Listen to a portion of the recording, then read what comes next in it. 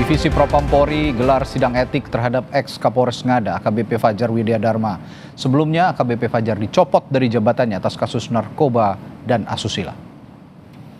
Sidang yang digelar di gedung TNCC Mabes Polri Jakarta Selatan ini berlangsung sejak pukul 10 pagi tadi dan masih berlangsung. Selain menghadirkan ex-Kapolres Ngada, sidang juga menghadirkan sejumlah saksi dan saksi ahli, baik untuk kasus narkoba maupun kekerasan seksual. Sebelumnya AKBP Fajar ditetapkan sebagai tersangka atas kasus narkoba dan kekerasan seksual.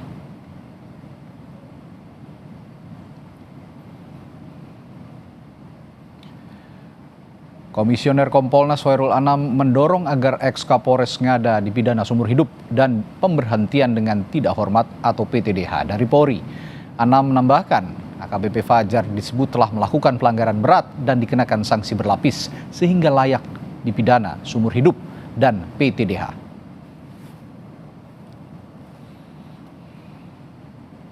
Kalau ini dilakukan oleh pejabat tambah sepertiga. Tapi ada pasal ya yang pasalnya sama hurufnya berbeda yang mengatakan kalau ini dilakukan ya korbannya anak-anak mengalami kerusakan fisik atau jumlah korbannya lebih dari satu bisa hukuman seumur hidup. Makanya kita juga dorong hukuman seumur hidup. Jadi itu yang penting. Instruksi peristiwa seperti itu bahkan kemarin Karowaprof juga mengatakan ini pelanggaran berat, ya kategorinya ya pasti ini pemencatan dengan tidak hormat. Komisi Perlindungan Anak Indonesia KPAI dorong Polri tidak berhenti mengungkap kasus dugaan kekerasan seksual oleh ex-Kapolres Ngada.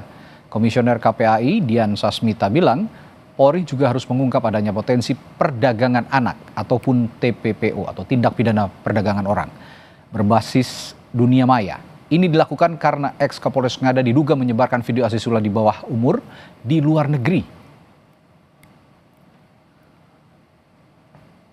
Dapat mengembangkan proses tidak sebatas pada kejahatan seksual saja, namun bagaimana mengungkap potensi korban-korban lainnya selain empat korban yang sudah disampaikan, namun juga perlu diungkap motifnya seperti apa, kemudian ada potensi sindikat atau tidak, atau potensi-potensi lainnya yang tentunya menggunakan instrumen elektronik atau video yang kemudian hingga dikirimkan ke website. Menjadi pengetahuan publik bahwa kejahatan dengan pola-pola seperti ini perlu diwaspadai.